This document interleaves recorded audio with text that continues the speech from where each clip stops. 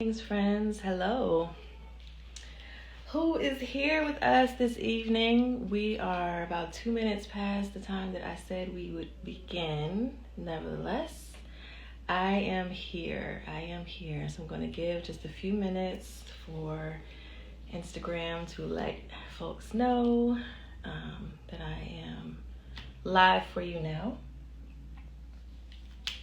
We're here to discuss holding calm in the chaos. Hi, Tiffany. Thank you for being here. We are holding just a few minutes to welcome folks in, wrap up dinner, pause in the midst of dinner, or tune in from whatever is happening for you if you are on the East Coast, wherever you are in the world, giving you a moment, just a couple seconds to arrive.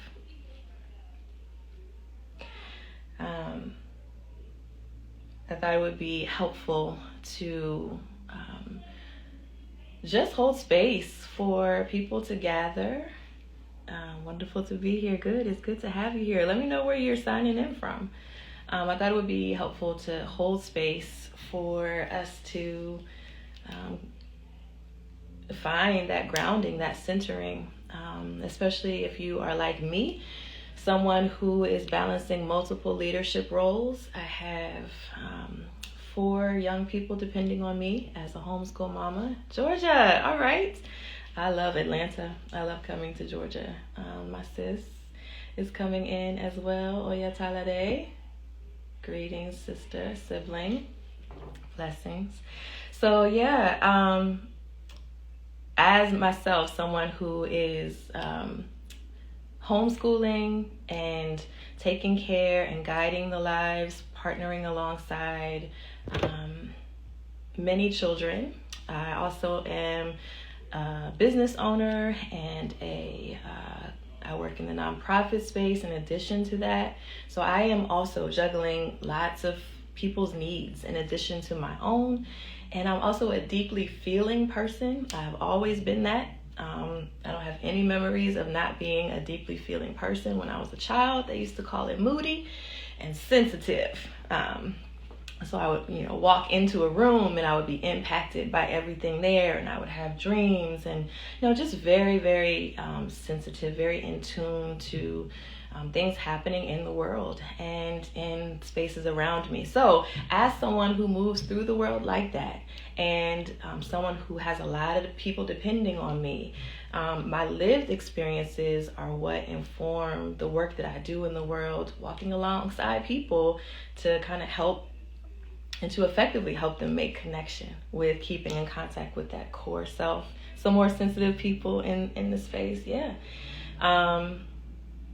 What's also been really interesting is my birthday is February 14th. I'm an Aquarius, and this sensitivity and this connection to the frequency of love is something that is just here with me. It feels very much like an ordained sort of thing. And so leaning into that, especially with so much turmoil happening in the political arena, and the impact of those things, landing with us in our homes and in our bodies, our physical bodies, and in our work environments. And, I see it. I'm tracking. I am here with you. I'm in it. And what's also true is I wanted to offer some of the practices, 3 in particular tonight, some of the practices that are helping to anchor me right now. So I've said to you that I'm a deeply feeling person. I'm homeschooling 4 children. I have them with me most of their waking hours. They are all dynamic and expansive people. I adore them. And it's also, it's a pull on my energy to be with those folks as well. I also am supporting and walking alongside, pouring from really high levels and juggling a lot of leadership roles. And so what's keeping me grounded and centered are these simple things. The first one is a 3-minute meditation. 3 minutes. And before I say meditation and you go and you say, that doesn't have anything to do with me, I actually want you to consider meditation beyond what you have pictured in your mind, maybe, which is sitting in lotus position in complete stillness. That's not what I'm talking about necessarily. What I am saying here is that first tip is setting a timer. So whether you use the timer on your phone for 3 minutes or you use an old school, let me grab it, kitchen timer like this one, and that one only goes up, the one that's here in my office goes up to 1 minute, so you can use a minute. But basically you set a timer, and whether you are standing up or walking or seated in a chair or you are laying flat on your back, you can do this 3 times a day, especially in intense times. So this is when we need to lean into these practices, because there's so much information. It's energetic information, it's language information, it's sound information. It's just so much information coming in all at one time, and it's coming in without stopping. There aren't any stopping cues. So you build in your own stopping cues, and you actively direct your attention to just tracking your breathing pattern, your natural breathing pattern, or you can track and notate your thought patterning. So, you might just pause for that 3 minutes or that 1 minute and just take the position of the note taker inside. Imagine that there's a little version of you just kind of watching your thoughts go by, and you're noting, okay, thinking about the past, thinking about the present, thinking about the future, and you're just notating this to yourself while you allow yourself to either move as you need to move, sit still if you need stillness, lay down if you need to lay down, and give yourself that 1 to 3 minutes of just witnessing your experience. So that's one way to bring some calm into the midst of the chaos, is to just observe your experience without judgment. The second thing that you can do is take 3 to 5 breaths from the belly. And a lot of people underestimate the efficacy of taking some slow, deep breaths, and you hear this all the time. But when you do it with intention, with attention and intentionality, you are actually signaling to your body that you are in the immediate moment safe. And so what this allows you to do is have all of those muscles that are constricting in the body, from the crown of the head down to the soles of your feet. You might even notice right now, where are you holding tension? For me, it likes to hang out in my jaws. So I will be at the kitchen washing dishes, or I'll be in a Zoom series of meetings, or I'll be out in the world driving and I'm thinking about, or I've listened to some press conference, and all of this tension is coursing through my body, right? And so what I can then do in that moment is notice that. And if it's something where I need to get up and go and move, then that activated energy is actually helpful. But if it's an opportunity for me to just, be with the feelings, observe them, use them as information, and I actually don't really need to get up and fight right now, then I need to remind my body that I'm safe. And so taking these 3 to 5 deep breaths can be really helpful. And there are things that you actually get an immediately felt sense of spaciousness coming back into the body. So all the things that I'm giving you are things that you can do inside your physical body and at any moment in time. So you don't need to spend any money. You don't need to go any place special. You don't need to put your body into some shape that is unfamiliar or uncomfortable to you. You are literally just noticing a lot of the time what is already occurring in the background, supporting you as you're moving through your day-to-day life. So this belly breathing, this bringing breath in, down through the belly, and slowly releasing through the mouth. And maybe even extending the exhale a little bit longer. You can do this when you're sitting in your car at the traffic light, when you're sitting at your desk, when you are at the table after you have sat down with everybody or by yourself to have whatever meal you're about to enjoy.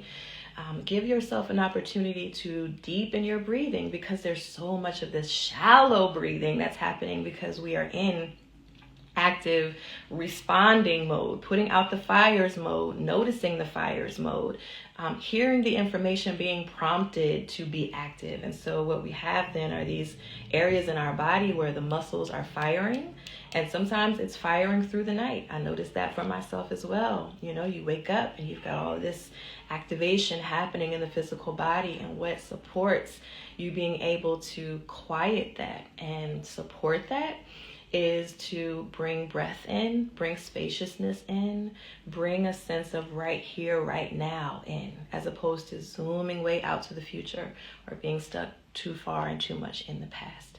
So the first thing again, to review, was 3 to 5 minutes of meditation in whatever form is best for you, whether you are seated in lotus, which is beautiful and good, or you are laying down, curled up in a ball, for 1 to 3 minutes with a timer, or you are walking very slowly, allowing yourself to slow down and witness your most immediate experience. So that's the first one. The second one is 3 to 5 belly breaths, slow in through the nose, into the belly, out slowly through the mouth, 3 to 5 times to help signal us a feeling of safety in the body and help the central nervous system step down. The third thing that you can do is just witness your language. Notice what you're saying. If you are like me, again, all of this begins with me. I've built a whole business on what has happened with me, what I have learned to do with my deeply feeling, very sensitive, juggling multiple leadership roles self, right? So when there's a lot going on, when there are lots of lists that are moving through the mind in the background, you don't even realize that it's causing anxiety, and the agreement that you've made to yourself subconsciously is, I must handle all of this at once. I have to respond to all of these things immediately. It has to happen right now. Check the language that you're using. So I used to hear myself saying often when someone would say, hey, Yolanda, what are you doing today? And then I would run down this laundry list. I got to do this. I gotta, have to, as opposed to shifting. And I noticed a felt sense of spaciousness for me. And when I encourage and walk my clients through this practice, they report the very same. You develop and you bring in a sense of being back in your power when you shift your language in a subtle way, so much that you are saying, instead of I gotta, I have to all the time, to saying I will or I decide. So then you are giving yourself a level of intentionality to determine how you will direct your precious energy and time. And you are not at the mercy now of this flood, this flow, this pushing of the current of other people's whims and desires all the time, what's happening in the news, what's happening, expectation-wise, whatever was maybe an old expectation or irrelevant expectation for you. When you use language like I, yes, Leslie says I choose. So you actively catch yourself. So you interrupt. What you're doing is you're actively interrupting a behavior that is putting you in a position of essentially being disempowered, right? Like you're giving your power away because you are having to, gotta, must, based on everybody else's whims, as opposed to remembering you're here too. And you get to decide. You can choose. More often than not, you have at least one choice that you can make. You do not have to be at the mercy of all of these things that are external to you. You can choose. You can decide. Right? So we're remembering to set these timers. Do it. For me, I've been actively doing it this week in particular, 3 times a day, if not more. So in the morning, in the afternoon, in the evening, because there's so much information, and it's not just information, but it's intense and provocative information, right? So it's stirring up a lot of things. In addition to that, again, I am still responding to the needs of so many people who are depending on me to establish culture and to invest in the sort of the inner space and to teach people certain skills to help them move in an empowered way through their everyday life, right? So I am, as I mentioned, pouring from really high levels and taking in the same information that y'all are taking in, right? So So when that happens, we don't, it's not helpful to let go of these practices that support us. We want to lean towards the practices, and we need it to be practical because, right, there's not an overabundance of linear time, right? We're not feeling more time necessarily. We're going to have to reach into that non-linear space, right? We're going to have to integrate both of those and be intentional about actively saying, in this next 3 minutes, it's only going to take me 3 good minutes, maybe 1 minute. I'm just going to be witnessing my thoughts. I'm just going to be moving my body slowly and noting and tracking my thoughts, right? That's the one way. The second way is, in this 30 seconds that I have available to me, I'm going to take 3 to 5 breaths from my belly. I'm going to make sure that I originate them from at least at my belly point. If I can, I'm going to imagine originating them from my toes, bringing it all the way through the body so that I am signaling safety and making sure that my body doesn't think that I need to be running or fighting right now, right? I don't need to be doing that necessarily right now, right? But your brain could be tricking yourself because you're remembering, you're feeling all the things that are out here in the atmosphere for us to feel. So reclaim some of that by taking those breaths. And then the last thing I mentioned to you was shifting your language, a subtle shift. Notice when you're saying, I gotta, I have to. I'm glad this is helpful. I'm so glad it's helpful. Shift that subtly into I choose, I must, or I must, excuse me. I choose, I will, I decide. And this puts you back in the power seat. It helps to slow things down for you, at least to the ability that you have to influence your experience, which you do in fact have. Right? Don't forget all the power that you have to choose and to actively create and co-create the experience that you're having each day on a day-to-day, moment-by-moment basis, right? And you can always start from right here. Even if it feels like, wow, this day has been crazy, it's a total wash, I want to start over, I need a new one. You can always start from right here and reclaim the moment. Notice where you are. Bring breath online, bring language online, allow yourself to pause, right? Allow yourself to take that pause and get back into the power seat, back into the driver's seat. Let me know if this was helpful to you. I see my sister Oya Talade said that it was helpful and she needed it. I'm glad. Give thanks. Let me know how this landed and if it has felt helpful to you. Again, the goal is to give you just little reminders. If you're like me and you already maybe have deep and lasting practices, sometimes it can be just helpful to remember, hey, don't forget the things that are in your medicine bag and do simple yet powerful and hugely impactful things to keep you in your power, right? You do not have to shrink. You do not have to be completely overwhelmed and subject to all of these things that are in our atmosphere. Y'all hear my life, right? All the active chaos. Lively people. I give thanks for all these lively, healthy people around me. Yes, Tiffany says amazing and very helpful. Very glad, very glad, very glad. Yes, and Ariel, it's good to see you. Good to see you and Billy in the room. All right. So are there any questions? I do want to, hold space. I'm not just here to talk at you. I want to hear if you all have questions or, what are you already doing that is powerfully supporting you? Maybe you want to share that into the space and someone can benefit from learning about what you're doing that's supporting you right now as we move through these times that feel tenuous and strange in some ways, a lot of ways. How are you holding steady already?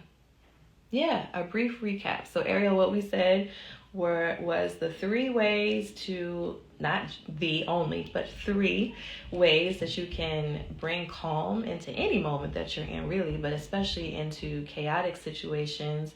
The first one we listed was setting a timer for 3 to 5 minutes. You can use your phone timer or you can use a kitchen timer. I didn't say 3 to 5, I said 1 to 3 minutes. So setting these timers at any point in the day, it helps in especially chaotic times to do it several times a day. So morning, afternoon, evening, giving yourself an intentional space to pause and witness your thoughts. You can either sit in something like a traditional lotus posture, or you can walk, or you can lay down. You don't have to sit in that posture. A lot of people think you have to hold that stillness, but you don't. You really are just directing your attention.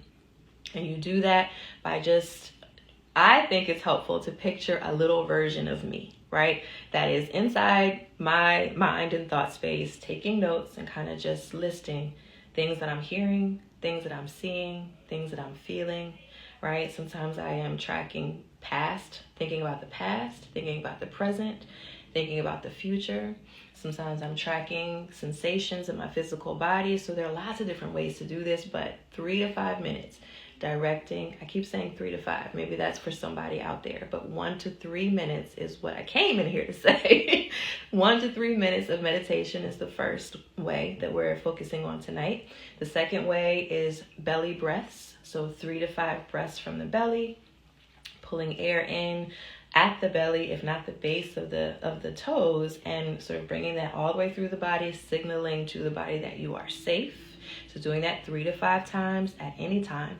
Driving in the car, standing at the sink, standing at the stove, sitting at your desk, walking through your office, walking to the parking lot or through the parking lot, 3 to 5 slow, deep breaths, and you'll immediately usually feel a felt sense of spaciousness come into the body when you are doing this slowly and mindfully. The third thing to think of when you're bringing calm into a chaotic situation is witnessing your language. So noticing where you are giving your power away to all the other things by saying things like, I have to, a list of things you gotta do when you're talking to someone.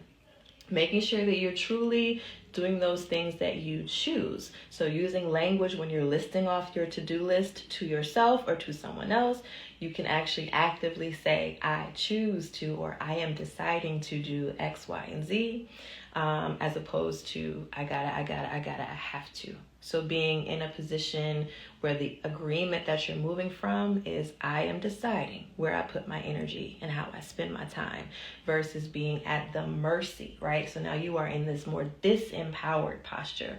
I'm at the mercy of the circumstances around me, as opposed to me noticing the circumstances around me and saying, okay, based on what I see here, based on what I know, I am choosing, or I decide to do whatever it is, X, Y, and Z from there. So that's the recap.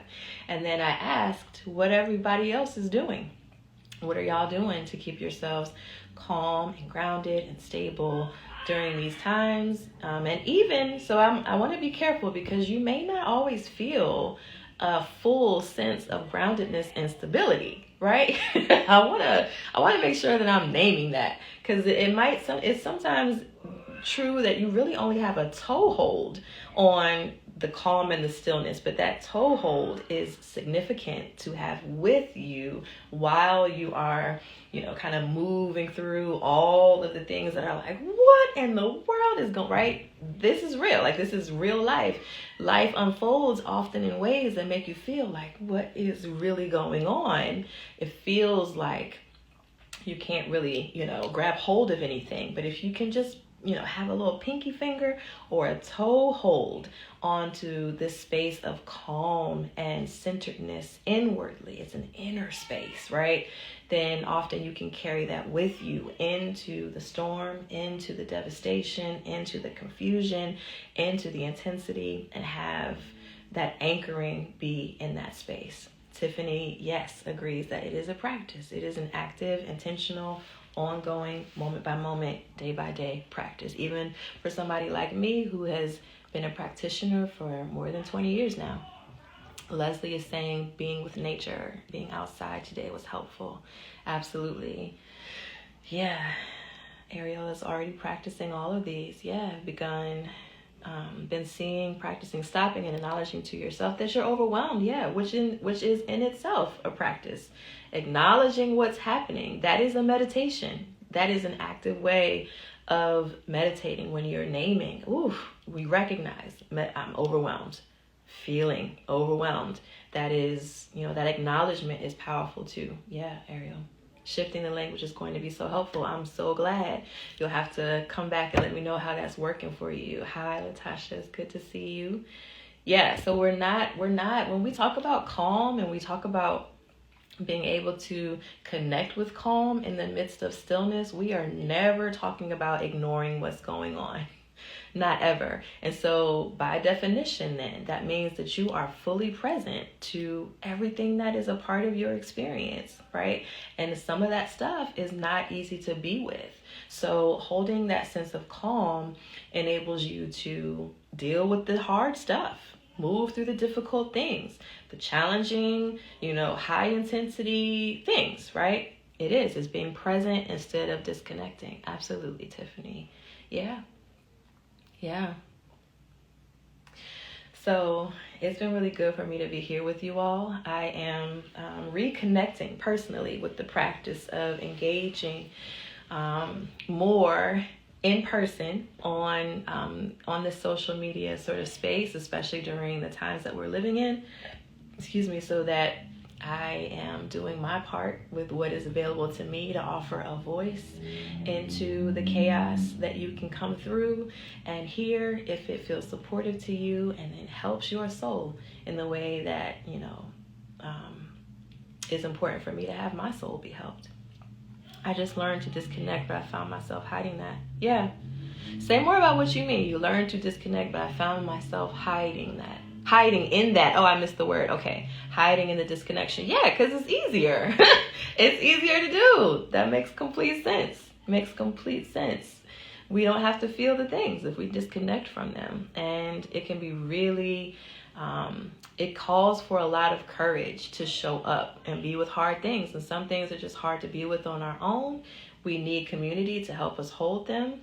We need, and when we don't have actual people that we can lean into, I'm always surprised to find the parts of myself that I can lean into when I call in. What wisdom is already there? When you really are able to connect with the depth of wisdom that is just with us, just rolling with us on a day-to-day basis, most of us. And I know that this is true for more people than just me because my clients report it to me. They're like, oh, when I allowed myself to slow down enough for just a few minutes, I became aware of all of these things that were already there deep inside me. And really my job is to just facilitate them connecting with that.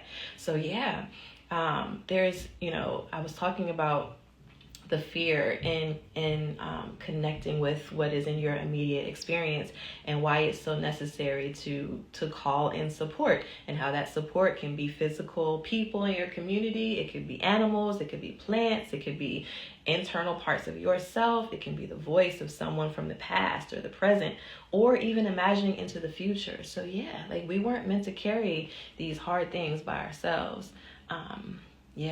So yeah. May you be supported in that work, Tiffany, looking to have the courage to stand in those parts. Yeah, may you continue to make your journey towards connecting with that. That said, know also that I am actively working inside Empowered People Coaching and Consultancy, and also inside the Restore Project, which is a nonprofit inspired project.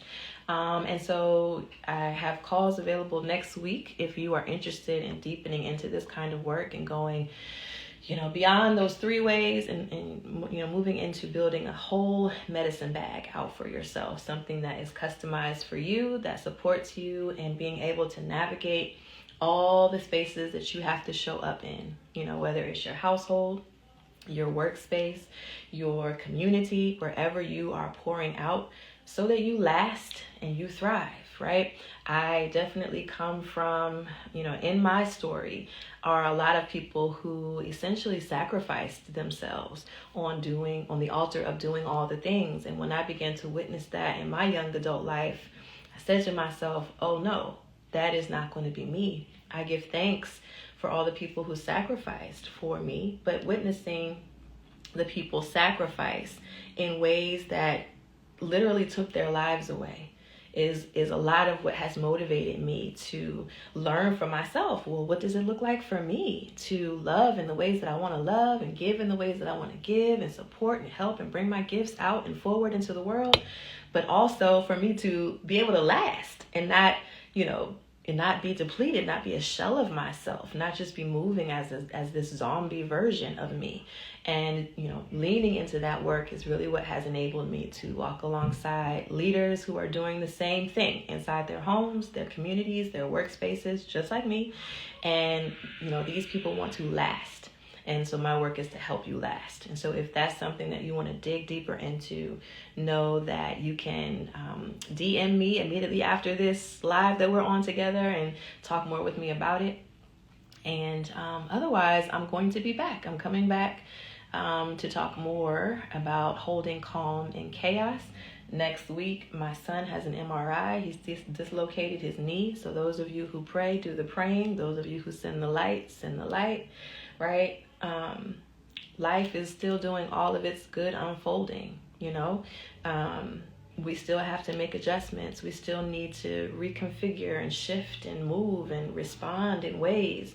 And being able to do that and still keep supple, that's my commitment and active practice. That's my commitment to myself, right? Because the longest relationship, some of you who have been in my classes have heard me say this, the longest relationship that I will ever be in is the one that I'm in with myself. And so I want to take really good care of me and make sure that I am lasting and I am thriving, even as I'm doing all this good giving and sowing. All right. So yes, I have enjoyed. Thank you, Ariel. I have enjoyed connecting with you all tonight. I will be back in short order to talk more about holding calm in the chaos. I see Dr. Diaz has come in just when I'm saying goodbye. It's good to see you, Tamara. Thank you for being here and joining in. But this will be something that I do often, especially in the next several weeks and months, just so we have space. And because I have a lot that is hopeful to share, or at least that's what my clients tell me. So, all right. So y'all take good care of yourselves. Remember, we are taking our good deep breaths from the belly, and we are holding 1 to 3 minutes to just observe our experience wherever we find ourselves without judgment, without needing to force ourselves into any weird positions or postures. We are just noticing, and we are interrupting language that is disempowering us and making us feel, even on a subconscious level, that we are at the mercy of all the things happening around us. And we are remembering that we are able to sit in the seat of the creator, co-creator of our real-time experience, and say we choose, we decide what we will do with our energy. Not so much we have to, must. Okay? So power and love to you. Blessings on your path. Thank you for being with me, and I will see you next time. All right. Peace.